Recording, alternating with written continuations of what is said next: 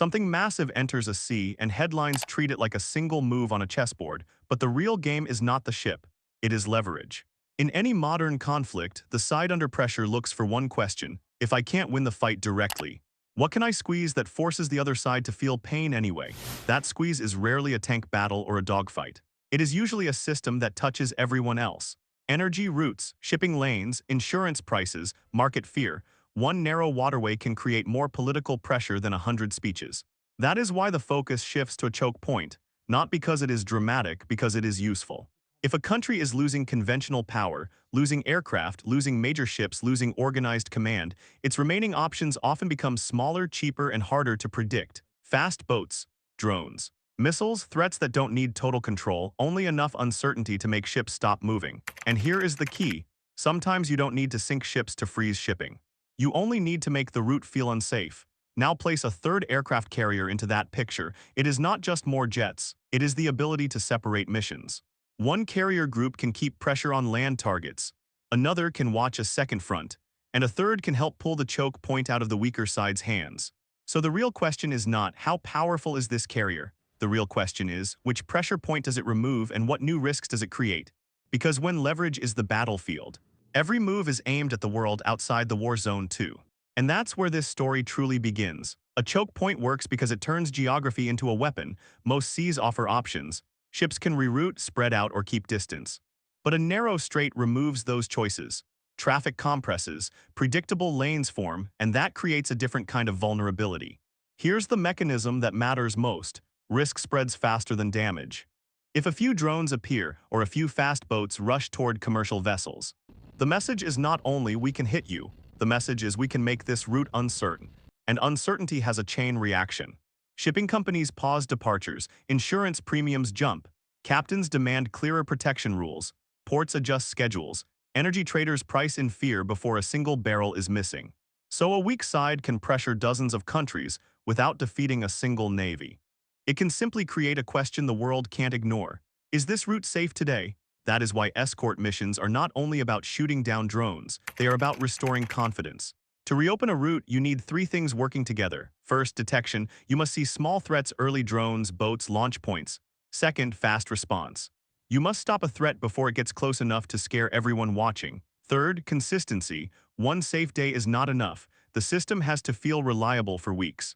This is where a carrier changes the math. A carrier group is not just a floating runway. It is an organized package: aircraft, sensors, protection ships, and command. That package can create a moving security umbrella and shift it as threats shift. And if you can assign a full, high-end naval air group to the chokepoint problem, you reduce the weaker side's last major bargaining chip: the ability to hold global trade hostage through fear. But removing leverage in one place often pushes it somewhere else. So the next question becomes, why does sea-based air power matter so much, and why is it harder to counter than fixed bases? That takes us to the carrier as a mobile map changer. A fixed base is powerful, but it has one big weakness: everyone knows where it is. Runways, hangars, fuel depots, and command buildings don't move. So if an opponent still has missiles, drones, or sabotage networks, fixed bases become predictable targets. Even when defenses work, the pressure stays constant because the base can't disappear. A carrier solves that problem in one simple way: it turns an airbase into a moving object. That mobility creates three advantages. First, positioning. A carrier can shift closer to a target area, then shift away, then shift again, forcing the opponent to guess where the next wave will come from. Second, survivability through uncertainty. Hitting a moving, defended naval group is far harder than hitting coordinates on a map. Even if the opponent has weapons left, the targeting problem becomes much more complicated. Third, option stacking. Sea-based aviation can support different missions at the same time: deterrence patrols, strike packages, electronic warfare, and airborne early warning. One deck can host multiple roles, and the rest of the strike group keeps it protected. This is also where the stealth versus mass idea fits in without getting technical. In many air campaigns, you don't start with the loudest tool. You start with the tool that reduces risk. Stealth aircraft and specialized systems are used to weaken the remaining air defenses and blind key sensors. Once that risk drops, you can bring in larger numbers of conventional fighters to hit more targets, more often, at lower cost per mission. So when you hear that one carrier carries certain aircraft and another carries different ones, the deeper point is not the brand name of the jet. The deeper point is the layered campaign design. Quiet tools first to open doors, then heavier tools to move fast through those doors.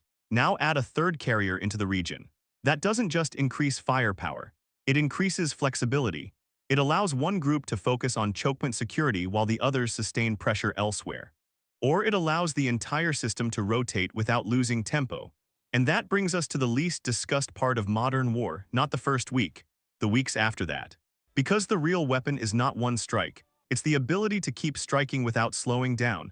That is the endurance problem. Most people imagine air power like a switch. You turn it on, you bomb, you turn it off. Real campaigns don't work like that. They work like a factory. Aircraft need maintenance. Pilots need rest. Crews need rotation. Weapons need resupply. And the system needs time to keep producing ready missions day after day. This is the endurance problem, and it explains why adding a third carrier can matter even if two carriers already seem overwhelming. Think of each carrier strike group as a machine that produces sorties, flights with a purpose. That machine has limits. If you push it too hard for too long, readiness drops. Small failures grow into delays, maintenance backlogs build up, and pressure slows down at the exact moment you want it to feel constant. So the question becomes, how do you keep the pace without breaking the system? The answer is rotation. With more than one carrier nearby, you can swap roles. One group runs high-tempo strike waves. Another covers deterrence and defense tasks. A third can take on chokepoint protection or prepare to surge when needed. And while one group slows down for repairs, rest, and reorganization, the others keep the overall pressure from dropping. This matters because sustained pressure is not only physical. It is psychological and organizational. When a defender loses command centers, loses launch sites, and loses communications, it struggles to coordinate. But it also waits for pauses. It looks for gaps to regroup. A system designed for endurance tries to remove those gaps. There's also another hidden layer, the support network. Sea-based aviation still depends on fuel logistics, spare parts, and coordination with other forces. It needs planning, bandwidth, surveillance coverage, and timing. The more intense the operation, the more the backend matters. So when you see a new carrier added, don't only picture more jets. Picture a campaign trying to solve a long-game equation. How do we keep the pressure steady for weeks, while still controlling the economic damage caused by chokepoint disruption? That is a sophisticated goal. But it carries a warning too, because endurance builds power. Yet power creates signals, and signals can stabilize a situation or push it into the next level. So in the final part, we answer the biggest question: what does this kind of build-up signal and what can it not guarantee? A third carrier is not only a battlefield tool, it is a message. It signals endurance. It tells the opponent, we are planning for weeks, not days. It signals flexibility because the force can shift missions without losing momentum. And it signals reassurance to partners who worry about shipping, oil prices, and regional spillover. In a leverage war, that reassurance matters almost as much as the strikes. But every signal has a second edge. When you concentrate major forces in tight spaces, you increase the risk of accidents, misreadings, and escalation. A drone flight, a radar lock, a misidentified boat, a wrong assumption, any of these can push events faster than leaders intend. This is why force buildups can deter, but they can also compress decision time. And then there is the biggest limit of all, the end-state problem. Military power can destroy launchers, sink ships, and collapse networks. It can create air supremacy and overwhelm defenses. But it cannot by itself answer the political question, what comes after? If the goal is simply to keep pressure until the other side stops, the pressure system can help. If the goal is to reshape a country's future, the problem becomes more complex than strike capacity. Because governance, legitimacy, internal power struggles, and public reaction do not follow the same rules as a battlefield. So what does the arrival of another carrier truly mean? It means the stronger side is building a system to remove the weaker side's last major lever, chokepoint disruption, while keeping strike pressure sustainable. It means the campaign is designed like a long operation, not a short punishment. But it also means the conflict is entering a phase where outcomes depend less on can we hit targets, and more on can we control the chain reactions. In the end, the massive thing entering the Mediterranean is not just a ship. It is a strategy built to outlast leverage, outpace recovery, and reshape choices. And once that kind of strategy is in motion, the hardest part is not starting it. The hardest part is deciding where it stops.